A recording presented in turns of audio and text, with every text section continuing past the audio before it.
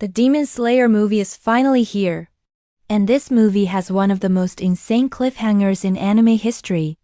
So let's talk about the ending of Demon Slayer Infinity Castle Explained, including the post-credit scene. This video will contain spoilers for the entirety of the movie, so if you haven't seen it yet, then don't say I didn't warn you.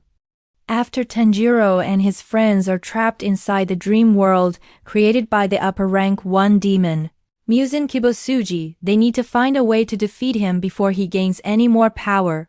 However, this is easier said than done, as within the dream world, Muzan can manipulate the environment to his heart's desire, and the heroes are unable to deal damage to him.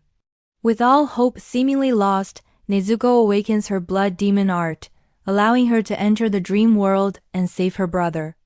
As the film begins, we see that Tanjiro has been trapped in a cave for what seems like days.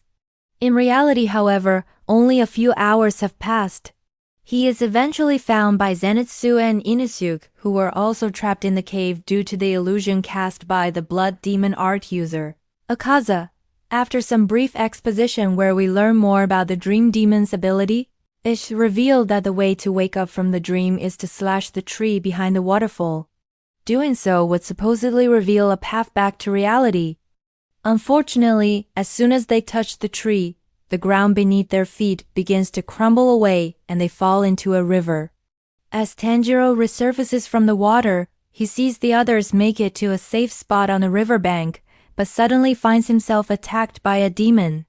The group is then separated, and Tanjiro wakes up to find himself at the bottom of a well with no memory of how he got there. Meanwhile, we see that Zenitsu and Inosuke end up at the home of a young girl named Koyuki, who is being tormented by a boar-like demon. She tells them that the demon has been haunting her for weeks now and is getting progressively worse. The boys decide to help her and split up to search for the demon.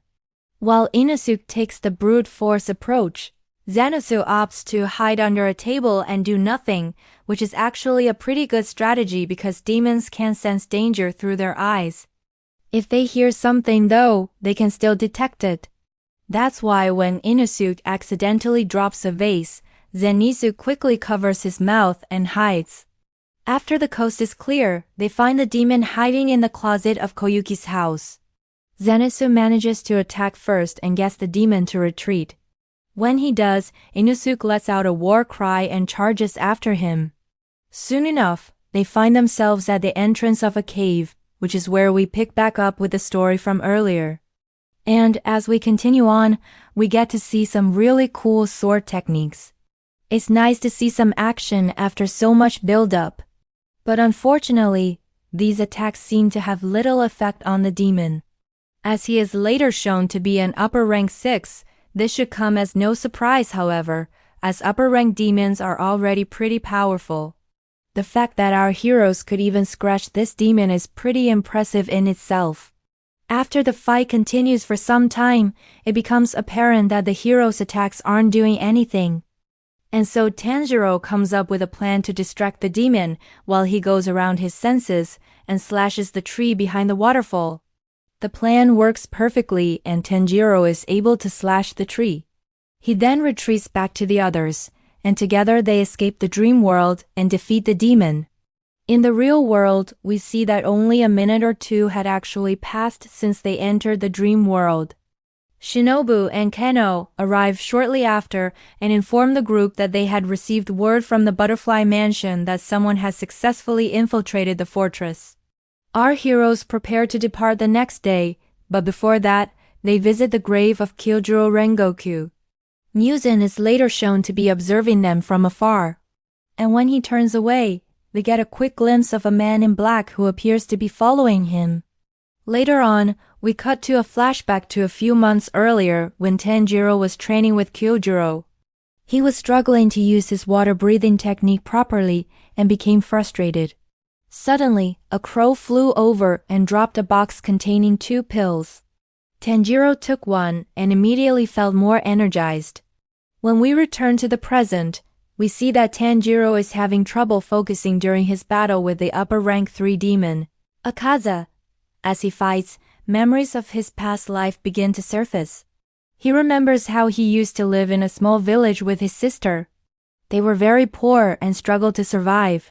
One night, Tanjiro woke up in the middle of the night and went outside to grab some water. He saw a spider on a leaf and remembered how his father had taught him that spiders are harmless creatures that only bite when they feel threatened. We then cut back to the present where we see that Tanjiro has transformed into his demon form. Unbeknownst to him, though, his human counterpart is still alive and well. We then pan away to show that the real Tanjiro is sitting inside of a box. Inside of the box, we also see a butterfly pin. This must have belonged to Shinobu. And now we reach the post-credit scene, which shows us that Gomi Hamijima has been freed from the dream world. However, he is not happy to be back because he wants to stay with his deceased friend, Kyojuro. Now let's get back to the main part of the video. Now that we've covered the entire plot of the movie, let's take a look at some of the characters and talk about how they fit into the larger world of Demon Slayer. First up is Muzan Kibutsuji, the main antagonist of the series. We learned a lot more about him in this movie, especially regarding his past life as a human. Muzan was born with an illness that made him constantly feel cold and tired. He spent his life searching for a cure until he stumbled across a mysterious blue spider. The spider bit him and gave him the strength that he had been looking for, but it came at a price. He became immortal and turned into a demon.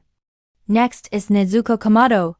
She plays a smaller role in this movie than she did in the previous season, but she is still very important.